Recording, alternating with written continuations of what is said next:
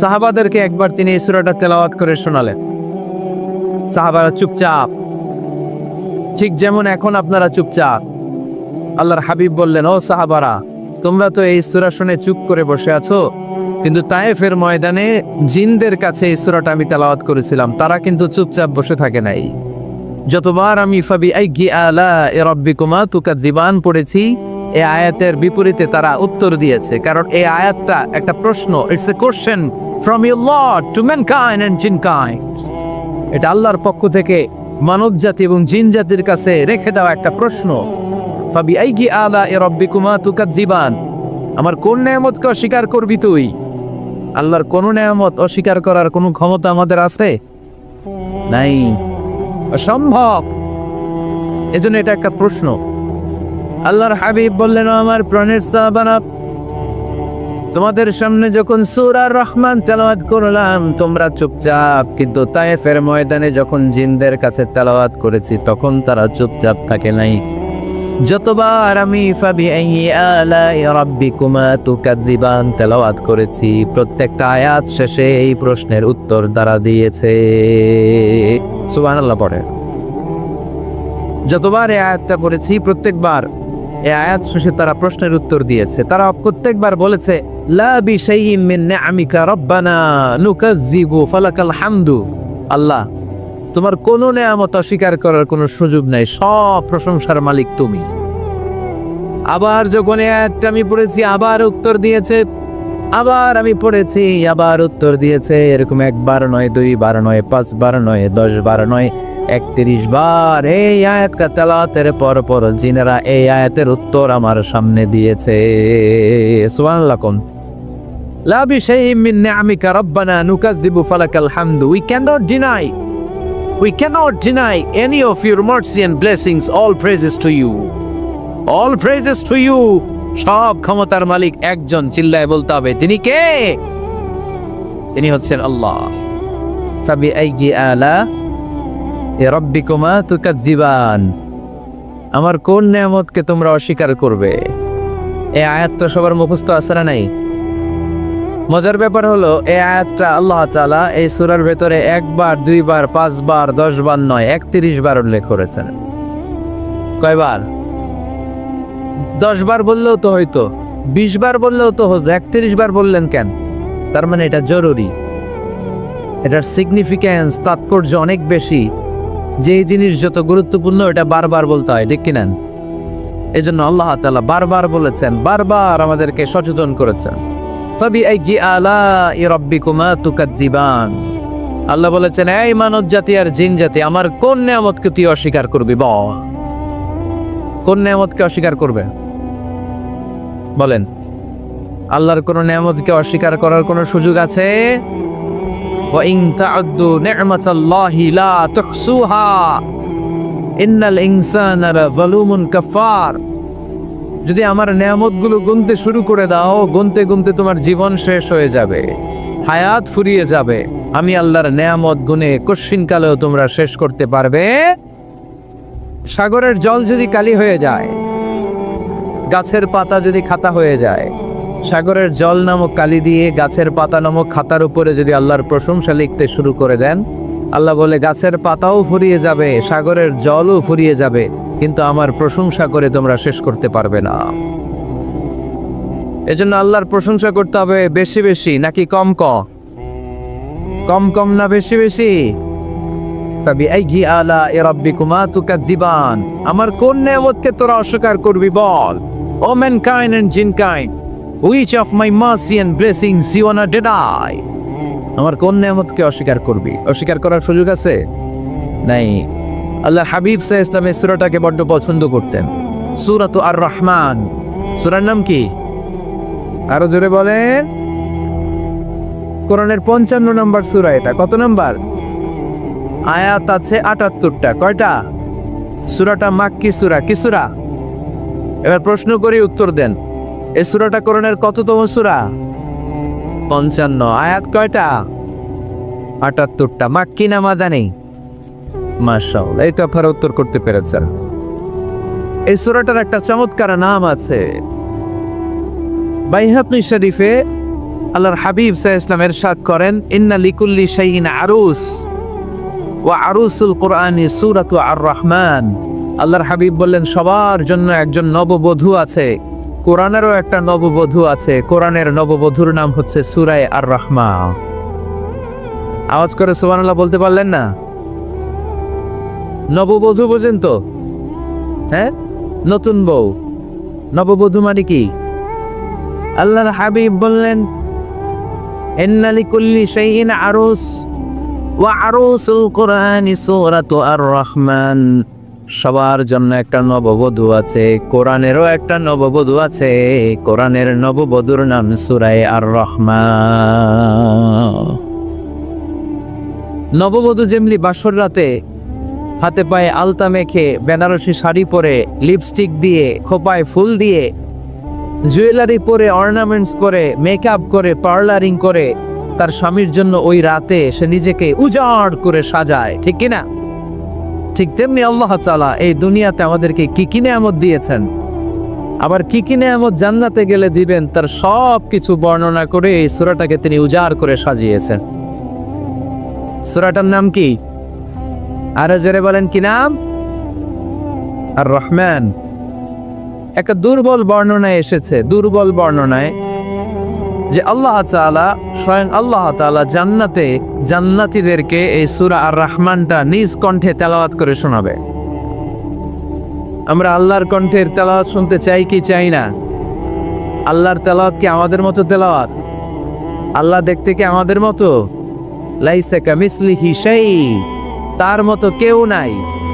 তার মতো কেউ আছে? তার মতো কেউ নাই। তিনি তার মতো। তিনি কার মতো? তিনি তার মতো। লাইসা কামিসলিহি শাই। জান্নাতীরা যখন জান্নাতে ঢুকবে, আল্লাহ তাআলা প্রশ্ন করবেন, ও জান্নাতীরা, এই কোরআনে যত নাজ নেয়ামতের বর্ণনা দিয়েছিলাম তার সবগুলো কি তোমরা পাই টু পাই বুঝে পেয়েছো? জান্নাতীরা বলবে পেয়েছি। হঠাৎ এক জান্নাতি হাত তুলে বলবে, আল্লাহ, একটা জিনিস তো পাই নাই। সবাই বলে পাইছি, তুমি পাও নাই। কি পাও নাই? কয়, আমনেরাই তো পাই নাই। সুবহানাল্লাহ পড়বেন না? আপনাকেই তো পাই নাই। সব দেখলাম, সব খাইলাম, সব দেখলাম, কিন্তু আপনারা তো দেখলাম না। আল্লাহ তাআলা তখন বিশাল জান্নাতের এক কনফারেন্স রুমে সবাইকে বসিয়ে আল্লাহর দিদার মানুষকে দেখাবেন। আল্লাহ তাআলা তার গোপন সৌন্দর্যকে সেদিন জান্নাতীদের সামনে প্রকাশ করে দিবেন। আল্লাহর হাবিব বসবেন ওই কনফারেন্স রুমে সবার সামনে। আল্লাহর হাবিবের পেছনে বসবে অন্যান্য নবীরা, তারপরে সোহাদা, সালেহীন, আউলিয়া, সবাই বসবে ওই জান্নাতের কনফারেন্স রুমে। আমরাও যেন বসার জায়গায় পাই, আল্লাহ তুমি তৌফিক দিয়ে দিও। আল্লাহ তাআলা অনেকগুলো নূরের পর্দার পেছন থেকে নূরের ঝলকানি মারবেন। ওই ঝলকানি এক মুহূর্তের জন্য দিবেন। এক মুহূর্ত। কয় মুহূর্ত? 70,000 নূরের পর্দার কথা বলা হয়। এই বর্ণনাটাও দুর্বল। পর্দা আছে, কিন্তু কয় হাজার জানে কে? আল্লাহ। ওই পর্দা সরিয়ে আল্লাহ তাআলা সৌন্দর্যের বা নূরের ঝলকানির এক আলোক ছোটা জান্নাতীদের সামনে তুলে ধরবেন এক মুহূর্তের জন্য। কয় মুহূর্ত? আলোক ছোটা দিয়েই আবার নাই, আবার সরাই ফেলবে। ওই এক মুহূর্ত দেখে জান্নাতীরা পাগল হয়ে যাবে, অপলক নেত্রে তাকিয়ে থাকবে। এইভাবে চোখের পলক ফেলবে না, চোখ মেলে তাকিয়ে আছে। কিন্তু সামনে কিন্তু আল্লাহর নূর আর নাই, কারণ ওইটা আসছিল কয় মুহূর্তের জন্য? এক মুহূর্ত পরে নাই। কিন্তু কি যে দেখলাম, কত সুন্দর! কোটি কোটি বছর এরকম অপলক নেত্রে জান্নাতীরা তাকিয়ে থাকতে। ইন্নাল্লাহা জামিলুন ইউহিব্বুল জামাল। আল্লাহ নিজে সুন্দর, সৌন্দর্যকে পছন্দ করেন। আল্লাহর চাইতে সুন্দর কিছু হতে পারে? চিল্লায় বলেন, পারে? পৃথিবী সুন্দর, মানুষ সুন্দর, আসমান সুন্দর, জমিন সুন্দর, সুন্দরে সুন্দরে পাল্লা। জানি না কত সুন্দর তুমি আল্লাহ, জানি না কত সুন্দর তুমি আল্লাহ। সুবহানাল্লাহ পড়েন। আল্লাহ তাআলা তার সৌন্দর্যকে সেদিন জান্নাতীদের সামনে তুলে ধরবে। এই সূরাটা নাজিলের একটা ব্যাকগ্রাউন্ড আছে। আল্লাহর হাবিব সাল্লাল্লাহু আলাইহি সাল্লাম মক্কার জমিনে কাফিরদেরকে দাওয়াত দিতে লাগলেন, আল্লাহর ইবাদত করো, আল্লাহর জিকির করো। আল্লাহর প্রশংসা করো। এরকম দাওয়াত দিতে দিতে কিছুদিন পরে বিষ্ণু ইসলাম বলতে শুরু করলেন, রহমানের ইবাদত করো, রহমানের জিকির করো, রহমানের পায়ে সেজদায় লুটিয়ে পড়ো। তখন কাফেররা প্রশ্ন শুরু করে দিল, মুহাম্মদ এতদিন বলতা আল্লাহ, এখন কইতেছ রহমানের কথা, আসলে কোনটা? আল্লাহরে তো আমরা চিনি, রহমানরে তো আমরা চিনি না। আল্লাহর দাওয়াত দিচ্ছ, আল্লাহর গুণগান গাইছো, আল্লাহকে আমরা চিনি জানি, কিন্তু রহমানটা আবার কে? সে আবার কবে আসলো, কোত্থেকে আসলো, কবে থেকে আছে, কতদিন থাকবে? রহমানরে তো আমরা চিনি না। ওরা রহমান চিনে না। এজন্য আল্লাহ তাআলা রহমানকে চিনায় দেওয়ার জন্য আর রহমান নামে একটা সূরা নাযিল করে দিলেন। وَإِذَا قِيلَ لَهُمُ اسْجُدُوا لِلرَّحْمَنِ قَالُوا وَمَا الرَّحْمَنُ, যখন তাদেরকে বিশ্বনবী বললেন রহমানের পায়ে সেজদা দাও, রহমানের জন্য সিজদায় লুটিয়ে পড়ো, কলু আমার রহমান, তারা বলল রহমানটা আবার কে? রহমানকে আল্লাহ চিনি, রহমানরে তো চিনি না। এখন রহমানকে এটা চিনানোর দরকার আছে না নাই? রহমানকে এটা চিনানোর জন্য আল্লাহ তাআলা আর রহমান নামে কোরআনে একটা সূরা নাজিল করলেন। চিল্লায়ে পড়েন আল্লাহু আকবার। কাফেরদেরকে জানানোর জন্য রব্বুল আলামিন সূরাত আর রহমান নাজিল করলেন আর বললেন, আর রহমান আল্লামাল কুরআন খালাকাল ইনসান আল্লামাহুল বায়ান। দয়াময় রহমান শেখালেন কোরআন, বানালেন ইনসান, শেখালেন বায়ান। দয়াময় রহমান শেখালেন কোরআন, বানালেন ইনসান, শেখালেন বায়ান। দয়াময় রহমান শেখালেন কোরআন, বানালেন ইনসান, শেখালেন বায়ান। দয়াময় রহমান শেখালেন কোরআন, বানালেন ইনসান, শেখালেন বায়ান। আল্লাহু আকবার। আল্লাহ বলেন রহমান রে চিনো না? আর রহমান আল্লামাল কুরআন খালাকাল ইনসান আল্লামাহুল বায়ান। আমি হলাম রহমান, আমি দয়াময়, আমি মেহেরবান। আমার দয়ার কোনো শেষ নাই, আমার মায়ার কোনো শেষ নাই। আমার দয়া ভালোবাসা ছাড়া এই পৃথিবীতে কোনো কিছু হওয়া সম্ভব। ওয়াসিআত রাহমাতি কুল্লা শাই, সব জায়গায় আমার আল্লাহর রহমত আছে না নাই? আল্লাহর রহমত ছাড়া এক ফোঁটা বৃষ্টি আকাশ থেকে জমিনে ঝরে, আল্লাহর রহমত ছাড়া একটা গাছের পাতা মাটিতে পড়ে, আল্লাহর রহমত ছাড়া একটা শ্বাস আমরা ভেতরে ঢুকাতে পারি, আল্লাহর রহমত ছাড়া পৃথিবীতে কিচ্ছু সম্ভব না। চিল্লায় বলেন ঠিক কি না? আমার আল্লাহর দয়া ভালোবাসা যে কত বেশি আমরা জানি না, আমরা জানি না। আরশের বুকে আল্লাহ বিশাল সাইনবোর্ডে লিখে রেখেছেন, সাবাকাত রাহমাতি গাদাবি, সাবাকাত রাহমাতি গাদাবি। এর মানে হচ্ছে আমার রাগের উপরে আমার দয়া বিজয় লাভ করেছে। সাবাকাত রাহমাতি গাদাবি, আমার রাগও আছে, আল্লাহর রাগ আছে না? আমার দয়াও আছে, আল্লাহর দয়া আছে না? আল্লাহ বললেন আমার রাগও আছে, আবার আমার দয়াও আছে, তবে জেনে রেখো আমার রাগের চেয়ে দয়া বেশি। আল্লাহর কোনটা বেশি? দয়া বেশি। আমাদের পাপ অন্যায় যত বড় হোক, মনে রাখবেন আল্লাহর দয়া তার চাইতেও বড়। নাকি ছোট? আপনি যত বড় পাপ করেন না কেন, আমাদের জন্য আল্লাহর পক্ষ থেকে দয়া আছে না নাই? বনি ইসরাইলের এক লোক সিরিয়াল কিলার ছিল, খালি মার্ডার করতো, সিরিয়াল মার্ডার। একটা, দুইটা, তিনটা, 10টা, 5টা করতে করতে করতে করতে 99টা মার্ডার করছে। কয়টা? এলাকায় আছে না কিরকম কেউ? 99টা মার্ডার। কল্পনা করা যায়? 99 জন মানুষকে সে নিজ হাতে হত্যা করেছে। 99 মার্ডার করার পরে তার মনে ভয় আসলো, হায়রে না জানি আল্লাহ আমার সাথে কেমন আচরণ করে আখিরাতে। আমার তওবা আছে কিনা কপালে জানি না, আমার তো ক্ষমা নাই, কি করব আমি? তো সে লোকজনদেরকে জিজ্ঞেস করলো আমার ক্ষমা আছে কিনা, এটা কে বলতে পারবে? আমাকে আল্লাহ মাফ করবে কিনা? তারা সবাই বললো এই এলাকায় এক আল্লাহর ওলি আছে, তার কাছে যাও। সে আল্লাহর ওলির কাছে যেয়ে বলে, ও আল্লাহর ওলি, আমি 99টা হত্যা করেছি, 99টা মার্ডার, আমার কপালে ক্ষমা আছে কিনা তুমি একটু বলো। আল্লাহর ওলি কই, কি বললা? 99টা মার্ডার। হায় হায় সর্বনাশ, তোর কোনো ক্ষমা নাই।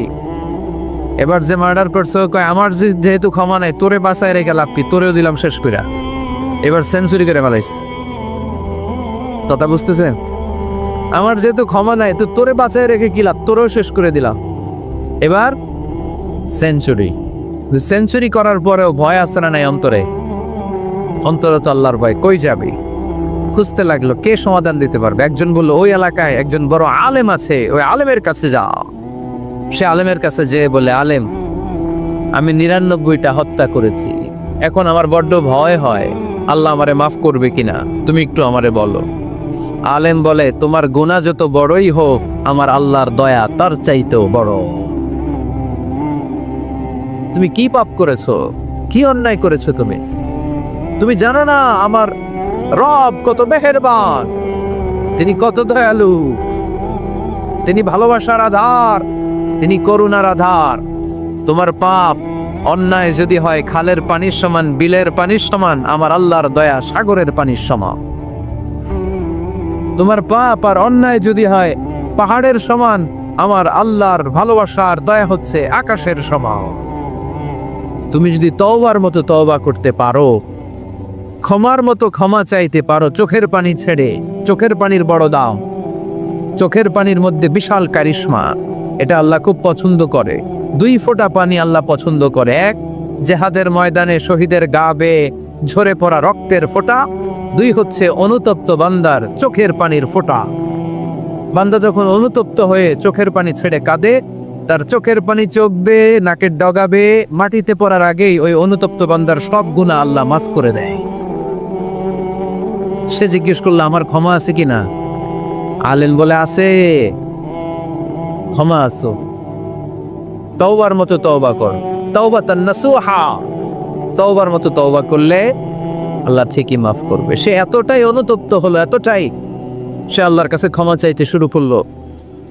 আলেম পরামর্শ দিল, তুমি যে এলাকায় থাকো এলাকাটা ভালো না, এলাকাটা ছাড়ো, এখানে সব ডাকাতদের এলাকা, তুমি একটা ভালো এলাকায় যাও, ওখানে যে তওবা করে ভালো মানুষ হয়ে যাও। সে নিয়ত করে কাপড় চোপড় গুছিয়ে ভালো এলাকায় যাবে। ঘর থেকে বেরোয়ার সাথে সাথেই মালাকুল মউত চলে আসছে, তার রুহু কবজ করে ফেলছে। এখন রুহুকে নিয়ে যাবে। ফাজাত মালাইকাতুর রাহমা ওয়া মালাইকাতুল আযাব। রহমতের ফেরেশতারাও আসছে, আযাবের ফেরেশতারাও আসছে। রহমতের ফেরেশতারা বলে না না, সে তওবার নিয়ত করেছে, যদিও তওবা করতে পারে নাই, যদিও ভালো এলাকায় যেতে পারে নাই, তওবার নিয়ত করেছে, অনুতপ্ত হয়েছে, ক্ষমা চাওয়ার চিন্তা করেছে, আমরা তার রুহ নিয়ে ইল্লিনে রেখে দেব। আযাবের ফেরেশতারা বলে না না, 99টা হত্যা করার পরে আরো একটা হত্যা করে সেঞ্চুরি করেছে, এখনো তো ভালোভাবে তওবা করতে পারে নাই, তার রুহটা নিয়ে আমরা সিজ্জিনের ভেতরে ঢুকায় দেব। 2 দল ফেরেশতার মারামারি, এ বলে আমরা নিব, এ বলে আমরা নিব। ঝগড়া আছে না নাই? আল্লাহ বললেন রাখো রাখো, ঝগড়ার দরকার নেই। এক কাজ করো, যেখানে মারা গিয়েছে ওইখান থেকে ফিতা দিয়ে মাপতে শুরু কর। ভালো এলাকাটা যদি কাছে হয় জান্নাতের ফেরেশতারা নেবে, খারাপ এলাকা যদি কাছে হয় জাহান্নামের ফেরেশতারা নেবে। খারাপ এলাকা তো একেবারেই কাছে, ঘর থেকে বেরোয়ার সাথে সাথে মৃত্যু হয়েছে। আর ভালো এলাকা তো অনেক দূর। আল্লাহ জামিন তারে আদেশ দিলেন, জামিন এই অনুতপ্ত বান্দার জন্য তুই ভালো এলাকাটা কাছে চলে আ। ভালো এলাকাটার জামিনটা তুই সংকুচিত হয়ে যা, যদিও ঘর থেকে বের হয়েছে একেবারে কাছে, খারাপ এলাকাটা হাজার হাজার মাইল দূরে চলে যা। ফিতা দিয়ে মাপ দিয়ে দেখে সর্বনাশ, ভালো এলাকাটা তো একেবারেই কাছে, খারাপ এলাকাটা অনেক দূরে। আল্লাহর ফয়সালা অনুযায়ী রহমতের ফেরেশতারা তার রূহকে নিয়ে জান্নাতের ভেতরে ঢুকিয়ে দিয়েছে। 99টা হত্যা করার পরে আরো একটা হত্যা করে সেঞ্চুরি, 100টা খুন করছে। আপনি কয়টা করছেন? আমি কয়টা করছি? তো 100টা খুন করে যদি ও মাপ পেতে পারে আমার আল্লাহর কাছ থেকে, আমরা কি ক্ষমা পেতে পারি না? ওর পাপের কাছে আমাদের পাপ কি? কয়টা ওয়াক্ত নামাজ ছাড়ছেন আপনি? কয়টা মিথ্যা কথা বলছেন? কতবার ঘুষ খাইছেন? কত টাকা সুদে লাগাইছেন? কত অন্যায় করছেন? কত জুলুম করেছেন? মনে রাখবেন, আপনার পাপ, আপনার অন্যায়, আপনার জুলুম যত বড় হোক না কেন, আমার আল্লাহর দয়া তার চাইতে পড়ে। এজন্য আল্লাহ নিজের পরিচয় দিয়ে বললেন আর রহমানু আল্লামাল কুরআন খালাকাল ইনসান আল্লামাহুল বায়ান। আমি রহমান, আমি দয়ার সাগর। আমি কি? আল্লাহ তুমি দয়ার সাগর, রহমানুর রহিম। তোমার দয়ায় পূর্ণ আমার সারা নিশিদিন। তোমার দয়ায় পূর্ণ আমার সারা নিশিদিন। আলহামদুলিল্লাহ পড়ে। তাহলে বুঝতে পারলাম আমার আল্লাহর দয়ার কোনো শেষ আছে? চিল্লায় বলতে হবে আছে। দয়া আর ভালোবাসাকে সৃষ্টি করার পরে আল্লাহ তাআলা 100 টুকরা করলেন। কয়শো টুকরা? সবাই শুনতেছেন? কষ্ট হচ্ছে তো উত্তর দিচ্ছেন না যে? কত টুকরা করলেন? 100 টুকরা করে 99 টুকরা দয়া ভালোবাসা আল্লাহ তাআলা নিজের কাছে রেখে দিলেন। আর 1 টুকরা দয়া আর ভালোবাসা আল্লাহ তাআলা গোটা বিশ্বের সবার মাঝে ভাগ করে দিলেন। আমরা সবাই মিলে পাইছি কয় টুকরা ভালোবাসা? উনি রেখে দিয়েছেন কয় টুকরা? ওই 1 টুকরার কিছু অংশ আমিও তো পাইছি, তাই না? আপনি পেয়েছেন, আমরা সবাই পেয়েছি, গোটা বিশ্বের সবাই। আদম আলাইহিস সালাম থেকে শুরু করে কিয়ামত পর্যন্ত যারা আসবে, এসেছিল এবং এখন আছে, সবাই মিলে কয় টুকরা? ওনার কাছে কয় টুকরা? কিন্তু এই 1 টুকরা যে আমরা সবাই ভাগে যোগে পাইলাম, আমাদের ভালোবাসার নমুনা দেখছেন? একজন আর একজনের ভালোবেসে বলে আত্মহত্যা করে ফেলে, আছে না নাই? আছে না? আহা, সালমান শাহ মারা গেছে, এই দেশের কয়েকটা মেয়ে গলায় রশি দিয়ে আত্মহত্যা করছে, শুনছেন? আহা, অমুক সেলিব্রিটির কি হয়েছে, ছাদ থেকে লাফ দিয়ে পড়ে মাথা ফোটায় ফেলছে। ভালোবাসা আছে না নাই? যারে ভালোবাসে তার নাম আবার ছেলেরা হাতের মধ্যে কেটে কেটে লেখে। শরীয়তপুরে এগুলো নাই আলহামদুলিল্লাহ। হ্যাঁ, প্লাস দিয়ে লেখে, প্লাস। ধরেন আব্দুল্লাহ প্লাস শামিমা, তো এ প্লাস এস, রক্ত দিয়ে লেখে, রক্ত। আমি অবাক হই, নিডেল সুই দিয়ে কেটে কেটে লেখে আব্দুল্লাহর এ প্লাস শামিমার এস। কি ভালোবাসা! 1 ভাগ ভালোবাসার ছিটে ফোটা সবাই মিলে পাইছে। এইটা ঠেলা যদি এরকম হয়, তাহলে যিনি 99 ভাগ ভালোবাসা রেখে দিয়েছে তার ভালোবাসা বেশি না কম?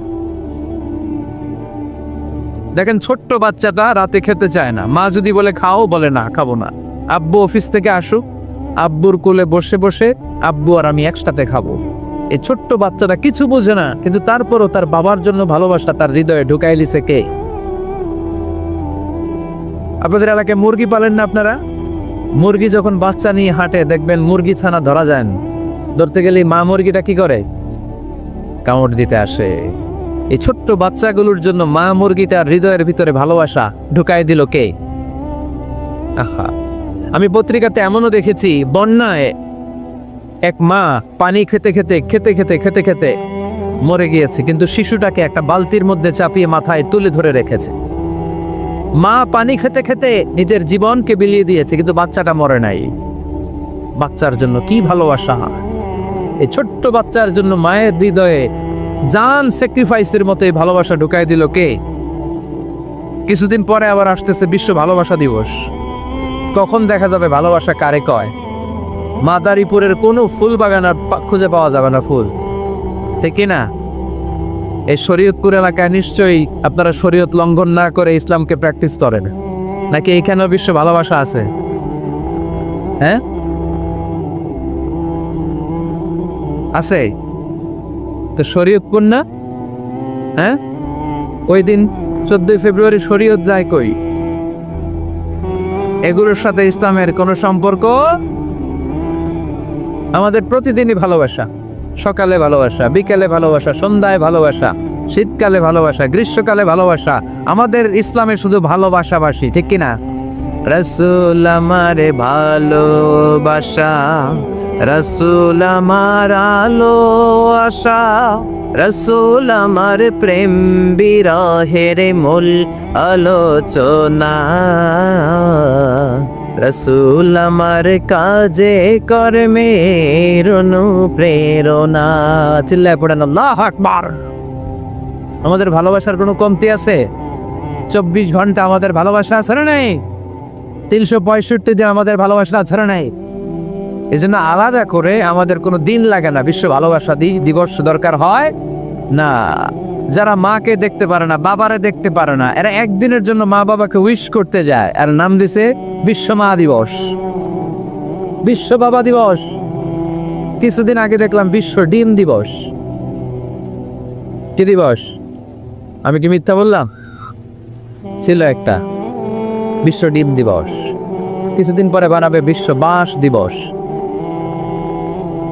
যে যারে বাঁশ দিতে পারে। এরপর একটা বানাইছে শুনলাম বিশ্ব চিন্তা দিবস। তো এটা কি দিবস? কয় এদিন আমরা সবাই মিলে চিন্তা করি যে আসলে আমাদের কি চিন্তা করা দরকার, আছে না নাই? তো এই যে ওরা বিশ্ব মা দিবস, international mother day, international father day, মা দিবস বাবা দিবস বছরে একবার ওল্ড হোমে রেখে আসে, বৃদ্ধাশ্রমে। যেহেতু সারা বছর বৃদ্ধাশ্রমে, বছরে একদিনও যদি মারে স্মরণ না করি কেমন হয়? তো একদিন ওই মা দিবসে মারে একটা কার্ড দিয়ে উইশ করে আসে, কিছু টাকা দিয়ে আসে। ওদের তো মা বাবার প্রতি দয়া নাই, শ্রদ্ধা নাই, ভালোবাসা নাই। এজন্য ঘটা করে ওদের দিবস পালন করা লাগে। আমাদের 24 ঘন্টা 365 দিনই ভালোবাসা, তাই এই দিবস ফিবসের আমাদের দরকার নাই। চিল্লায় বলেন ঠিক কিনা? জন্মের পর থেকেই তো আমাদের ভালোবাসা, মৃত্যু পর্যন্ত ভালোবাসা, আমৃত্যু ভালোবাসা। এই জন্য বিশ্ব ভালোবাসা দিবস, এটা ইসলাম কখনো সাপোর্ট করে না। ভালোবাসার কেন্দ্রবিন্দু একজন, চিল্লায় বলতে হবে তিনি কে? 100 টুকরা করে আমাদেরকে দিয়েছেন কয় টুকরা? উনি রেখেছেন কয় টুকরা? দেখেন, এক টুকরার ঠেলায় বিশ্ব ভালোবাসা দিবস আমরা পালন করি। ভালোবাসার গান, ভালোবাসার নাটক, ভালোবাসার ফিল্ম, ভালোবাসার কবিতা, অভাব নাই। কত ভালোবাসার স্টোরি আপনারা জানেন, এত ভালোবাসা। কিন্তু সবাই মিলে ভালোবাসার এক অংশ আমরা ভাগে যোগে পেয়েছি। এক অংশের নমুনা যদি এমন হয়, 99 টুকরা ভালোবাসা যিনি রেখে দিয়েছেন নিজের মধ্যে, তার ভালোবাসা বেশি না কম? চিল্লায় বলেন বেশি না কম? এজন্য আমরা আল্লাহর ভালোবাসার ভিখারি, আমরা আল্লাহ তাআলার রহমতের ভিখারি। আল্লাহর রহমত ছাড়া কেউ কোনোদিন জান্নাতে যেতে পারবে? কোনোদিন নিজের আমল নিয়ে বড়াই করবেন না। আপনার কি ভাবেন যে আপনার আমল দিয়ে আপনি জান্নাতে যাবেন? শরীয়তপুরের আজকের এই প্যান্ডেলে যারা বসে আছেন, কার এরকম ভরসা আছে যে হুজুর আমি এত আমল করেছি, আমার আমলের বদৌলতে আমি জান্নাতে ঢুকবো? কে কে আছেন দেখি? আল্লাহর ওলি আছে? এরকম কোন আল্লাহর ওলি? হ্যাঁ আছে? নাই। আল্লাহর হাবিব বললেন, আল্লাহর রহমত ছাড়া, ভালোবাসা ছাড়া কেউ কোনোদিন জান্নাতে ঢুকতে পারবে? আম্মা জান আয়েশা বললেন, ইয়া রাসূলুল্লাহ আপনিও না? আল্লাহর হাবিব বললেন, না আমিও না, তবে আল্লাহর রহমত আর দয়া সেদিন আমাকে ঘিরে রাখবে। মান নুকিশা উযিবা, যার হিসাব আল্লাহ সেদিন চাইবেন সে ধরা খেয়ে যাবে। সব সময় আল্লাহর কাছে এই দোয়াটা যেন আমরা করি, আল্লাহ কিয়ামতের দিন তুমি আমার হিসাব নিও না, আল্লাহ তুমি আমার বিচার বসিও না, আল্লাহ তুমি দয়া করে আমারে মাফ করে দিও। আল্লাহ যার বিচার করবেন ও জাহান্নামে যাবে, আর যার বিচার করবেন না সে জান্নাতে যাবে।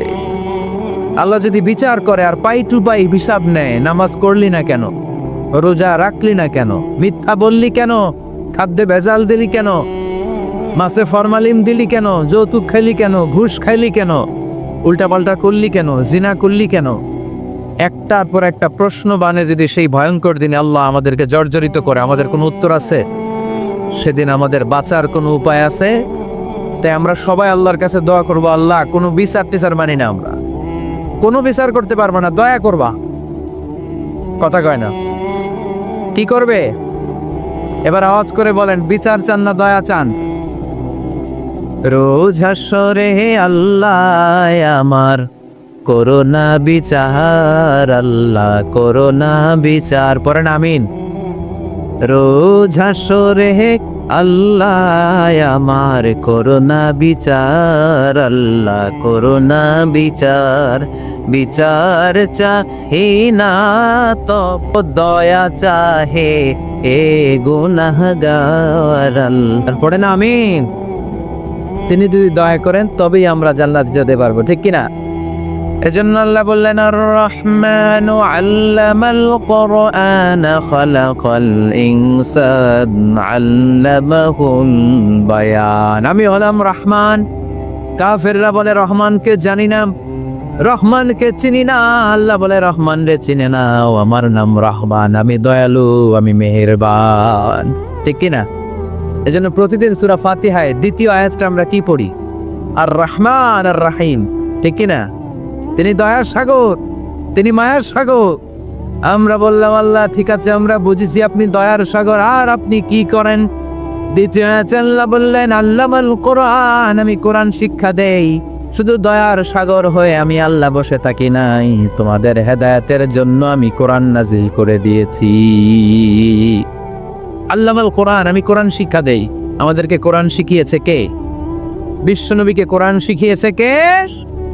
আল্লাহ। এজন্য দুনিয়াতেও যারা কোরআন শিখায় তাদের মর্যাদা বাড়ায় দেয় কে? বাংলার জমিনে যারা কোরআন শরীফ শিখায় এদের মর্যাদা সবচেয়ে কম, এদের বেতন সবচেয়ে কম, এরা সমাজে সবচেয়ে বেশি অবহেলিত। ঠিক কিনা? তা আল্লাহর কাছে এরা সবচেয়ে বেশি সম্মানিত। আল্লাহর হাবিব বললেন খায়রুকুম মান তাআল্লামাল কোরআন ওয়া আল্লামাহু, তোমাদের মধ্যে আল্লাহ তাআলার কাছে সবচেয়ে প্রিয় শ্রেষ্ঠ ওই মানুষটা যে নিজে কোরআন করে আবার অন্যরে করায় দেয়। সুবহানাল্লাহ পড়ে। আপনি যদি কাউরে শুধু সূরা ফাতিহাটা শিখান, কোন সূরা? সূরা ফাতিহাটা যদি শিখায় দেন, সে যতদিন সূরা ফাতিহা তেলাওয়াত করবে ওই তার তেলাওয়াতের একটা পার্সেন্টেজ সওয়াব আপনার আমলনামায় আছে না নাই? সে যদি আবার আরেকজনের শিখায়, ওই লোক যদি আবার আরেকজনের শিখায় দেয়, এরকম যতজনকে তারা শিখাবে প্রত্যেকের তেলাওয়াতের একটা পার্সেন্টেজ সওয়াব আপনার আমলনামায় ঢুকায় দিবে কে? এজন্য কোরআন নিজেও শিখবো, অন্যকেও শেখাবো। রাজি আছেন তো? আপনাদের এখানে মসজিদে কোরআন শিক্ষার আসর আছে নাকি? হ্যাঁ, এই যে বাড়ির পাশে যে একটা মসজিদ দেখলাম, কোরআন শিখায়। কিবার শিখায়? প্রতিদিন। কে শিখায়? ইমাম সাহেব। বেতন টেতন দেন তো? কত দেন মাসে? ৫-৬ হাজার। বলে কি এক একটা ইমামের কমসে কম ১ লক্ষ টাকা বেতন হওয়া দরকার। ঠিক কিনা? না খেয়ে না পড়ে অল্পতে তুষ্ট থেকে যারা শুকরিয়া করে এরা আমাদের আইম্মাতুল মাসাজিদ, মসজিদের ইমামরা, মসজিদের মুয়াজ্জিনরা। এক একটা মসজিদের মুয়াজ্জিনের গলা হবে এরকম বিশাল উঁচু। কিয়ামতের ময়দানে সবাই আমরা এর দিকে তাকায় থাকবো, কিরে ভাই তোর গলা উঁচু কেন? সে বলবে আমার এই গলা দিয়ে প্রতিদিন ৫ বার আমি আজান দিয়েছি। কিয়ামতের ময়দানে ঠিকই সম্মানিত, দুনিয়ায় আমরা চিনলাম না ওনাদেরকে। এজন্য কোরআন শিক্ষার আসর জন্য আমরা গড়ে তুলি। তালিমুল কোরআন প্রজেক্ট লাগবে, শিশুদের কোরআন শিক্ষার আসর, নারীদের কোরআন শিক্ষার আসর, বয়স্কদের কোরআন শিক্ষার আসর। আমরা কোরআন শিখে মরতে চাই, কোরআন জেনে মরতে চাই। No excuse will be granted that day. সেদিন আল্লাহ কোনো এক্সকিউজ গ্রহণ করবে না। সব পারো, হিন্দি তো ঠিকই কইতে পারো। হিন্দিতে কথা কইতে পারে না ছেলেপেলেরা? হিন্দি সিনেমা এমন দেখা দেখে হিন্দিতে কথা কইতে পারে। তো হিন্দি ভাষা বুঝতে পারলে, শিখতে পারলে আরবি পারলা না কেন? কোনো এক্সকিউজ, ওজোর, আপত্তি সেদিন আল্লাহ গ্রহণ করবে না। শরীয়তপুরের ভাইরা, আসুন আমরা কোরআন শিখি, আসুন আমরা কোরআন পড়ি। প্রতিদিন একটা আয়াত হলেও কমপক্ষে আমরা যেন কোরআনের অর্থ পড়ি, বঙ্গানুবাদ করি। রাজি আছেন তো? আপনাদের স্মার্টফোন আছে কার কার হাতে দেখি?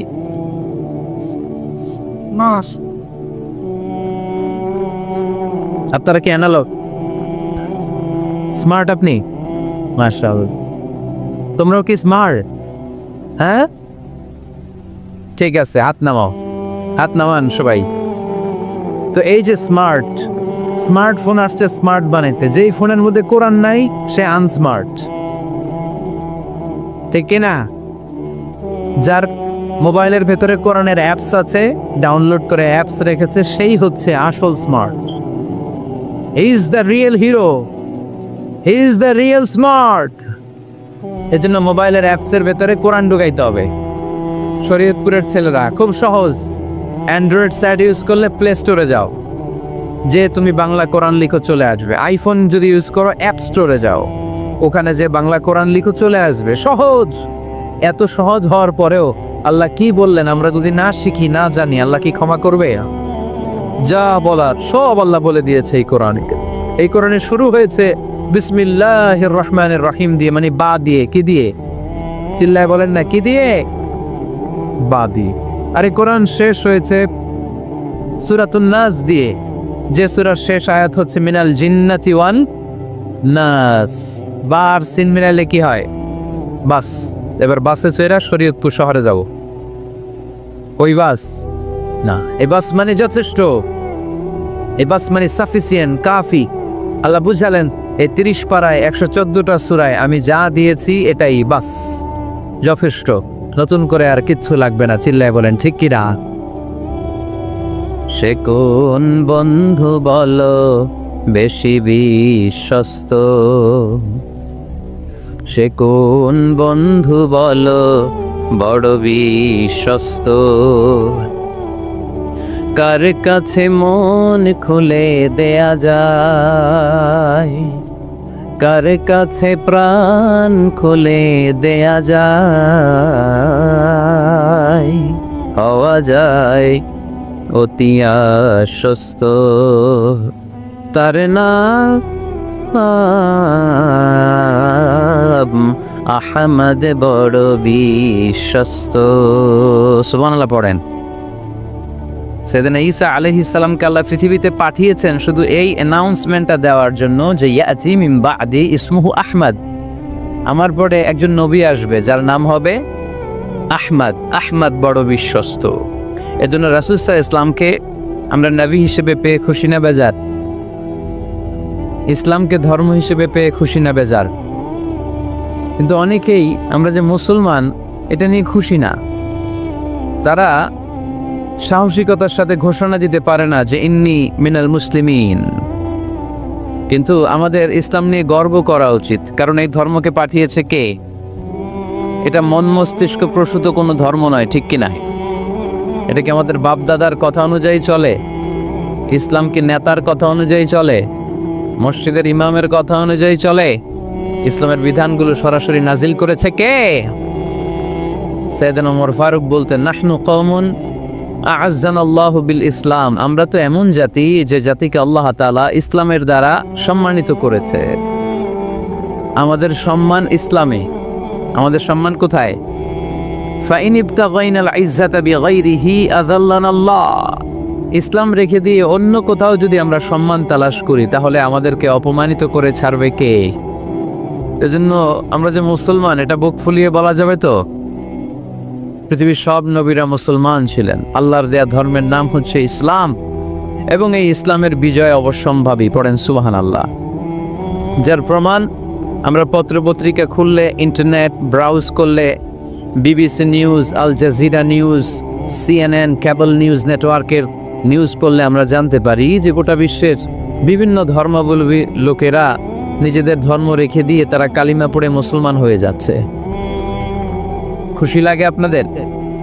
আপনারা কি জানেন যে আমরা ইবাদত করি মসজিদে, খ্রিস্টানরা ইবাদত করে কোথায়?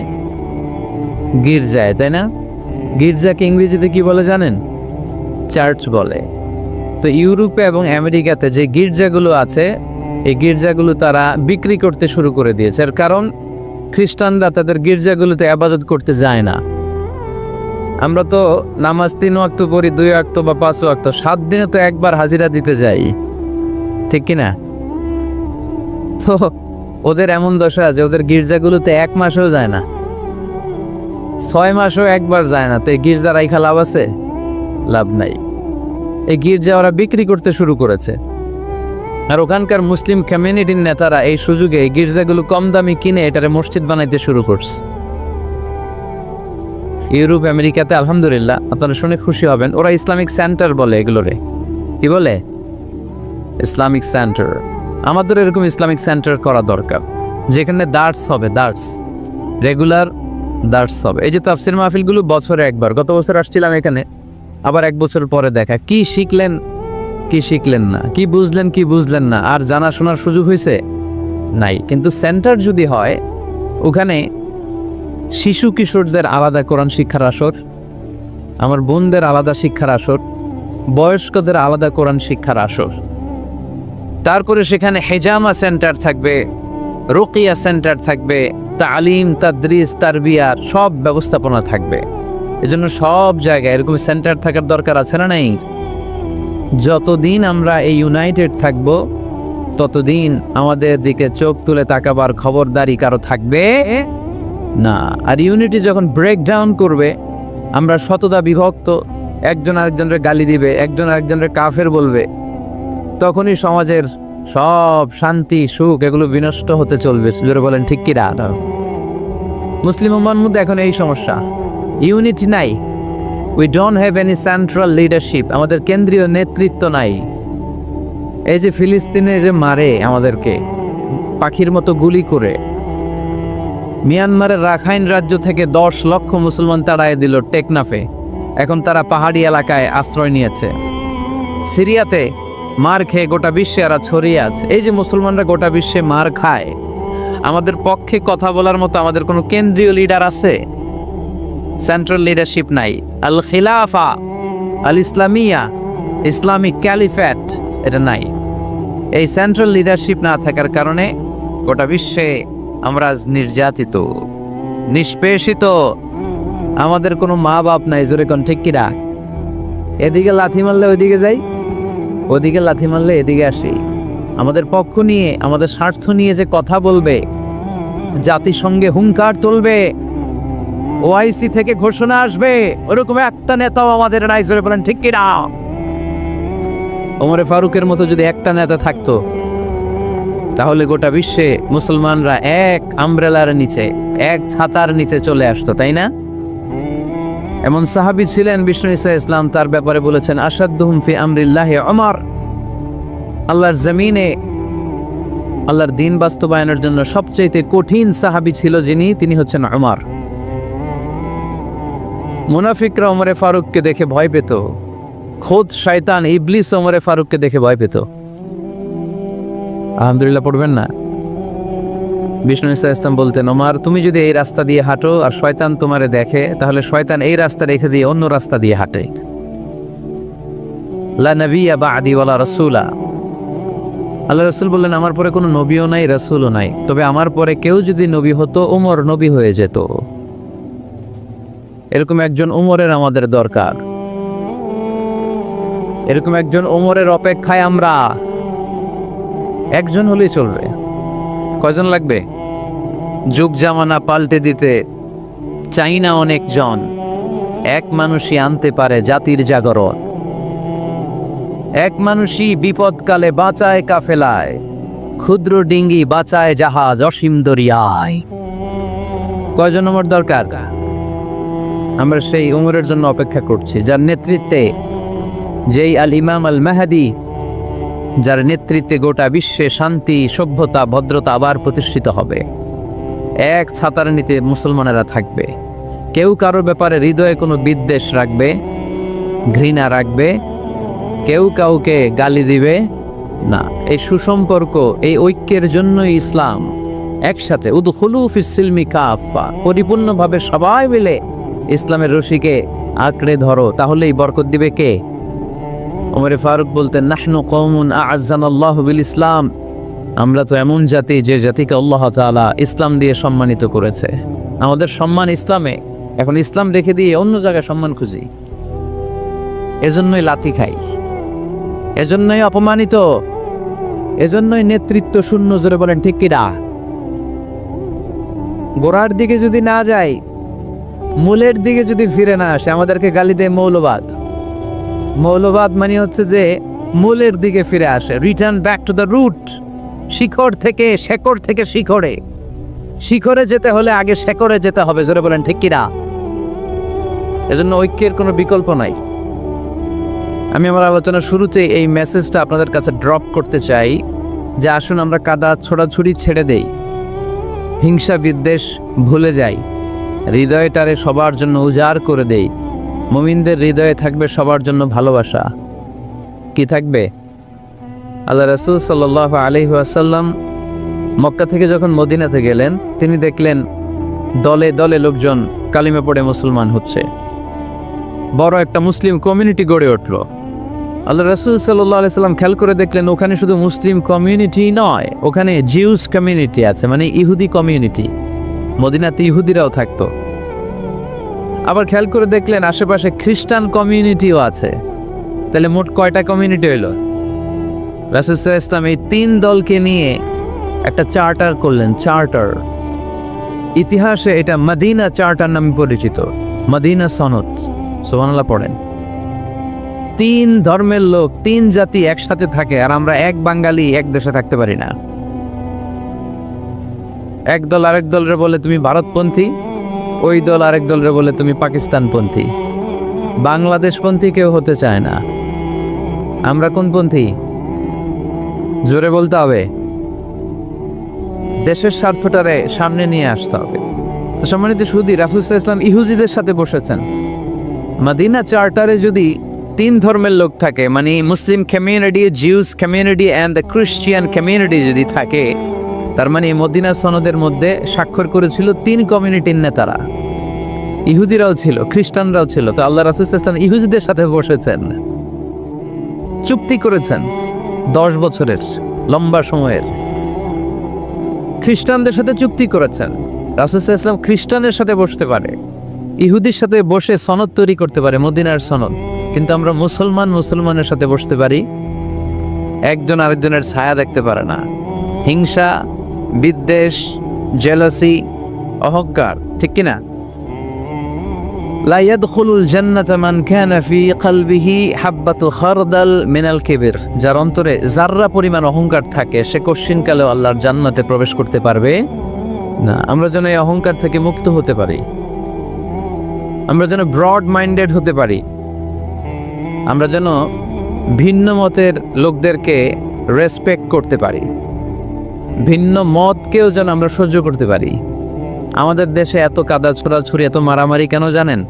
আমরা ভিন্ন মতকে দমন করতে চাই, ভিন্ন মতকে আমরা স্পেস দিতে চাই না, ফলেই এত ঠেলাঠেলি। এজন্য মতামত বিভিন্ন থাকবে। This is the beauty of Islam, unity in diversity. Unity in diversity, ঐক্য হবে বৈচিত্র্যের মাঝে। আমাদেরকে ঐক্য খুঁজতে হবে। এক একজন এক এক চেহারা। এই তুমি কালা হইলা কেন, তুমি খাটো হইলা কেন, তুমি লম্বু কেন, এরকম বললে চলবে? এই মেয়ে তুমি বিএনপি করো কেন, তুমি জামাত ইসলাম করো কেন, সব আওয়ামী লীগ হয়ে যাও, বলা যাবে? তুমি এই পিসাবের মুরিদ কেন, আমি যে পিসাবের মুরিদ হইছি ওইখানে আসো না কেন, বলা যাবে? না। Unity in diversity. রাসূল সাল্লাল্লাহু আলাইহি ওয়াসাল্লাম ইহুদিদেরকে স্পেস দিয়েছেন, খ্রিস্টানদেরকে স্পেস দিয়েছেন। মনে রাখতে হবে, ঐক্য প্রক্রিয়ার নাম হচ্ছে, এটা এমন একটা প্রক্রিয়া যেখানে সবাই একই চিন্তা চেতনা পোষণ করবে এমনটা নয়, বরং এক একজনের এক এক চিন্তা, কিন্তু মৌলিক বিষয়ে সবাই এক। ইউনিটি ইন ডাইভার্সিটি, বৈচিত্র্যের মাঝে আমাদের ঐক্য খুঁজতে হবে। প্রিয় ভাইরা, কথা বুঝতে পেরেছেন? আপনারা কি ঐক্যের পক্ষে না বিপক্ষে? আমরা যেন ঐক্যবদ্ধ হতে পারি, আল্লাহ তুমি তৌফিক দান করো। আমরা যেন হিংসা বিদ্বেষ ভুলে যে ইসলামের কল্যাণে কাজ করতে পারি, তুমি তৌফিক দান করো। আরো জোরে পড়ি আমিন। লক্ষ্মীপুর দৌলত খাঁ বাড়ির যুব সমাজের উদ্যোগে আজকের 2 দিনব্যাপী তাফসীরুল কোরআনের মাহফিলের সমাপনী রজনী। আজকের প্রোগ্রামের সম্মানিত সভাপতি হচ্ছেন অধ্যক্ষ গোলাম সারওয়ার সাইদি পীর সাহেব, আড়াইবাড়ি দরবার শরীফ, আমার প্রিয় নানা ভাই। উনি ফোন করে বললেন যে আসবেন প্রোগ্রামে আর কি।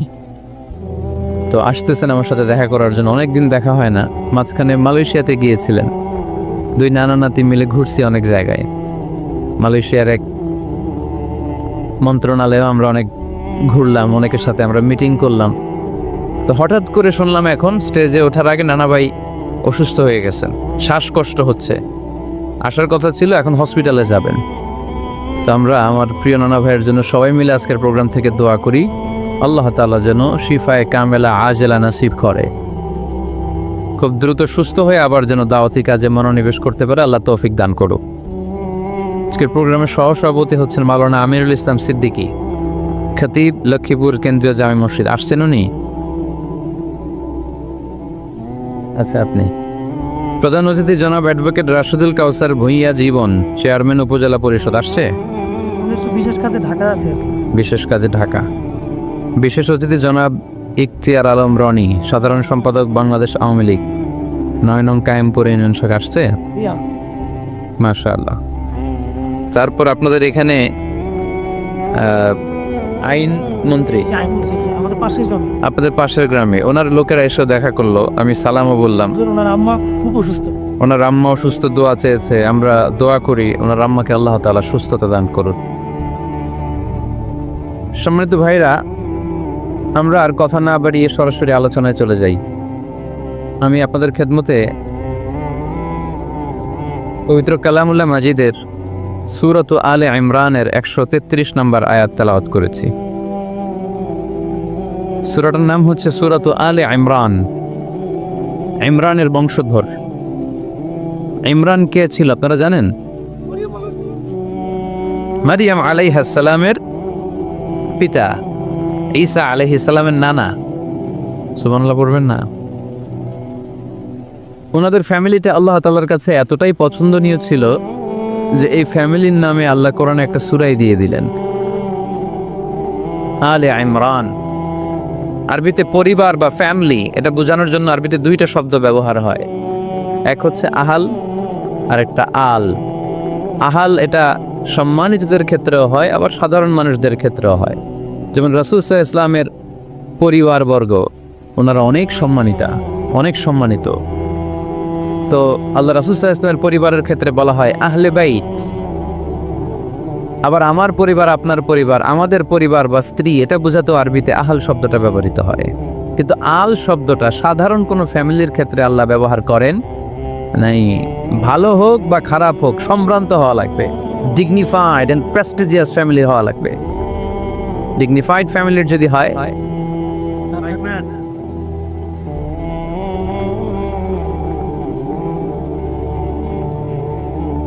very dignified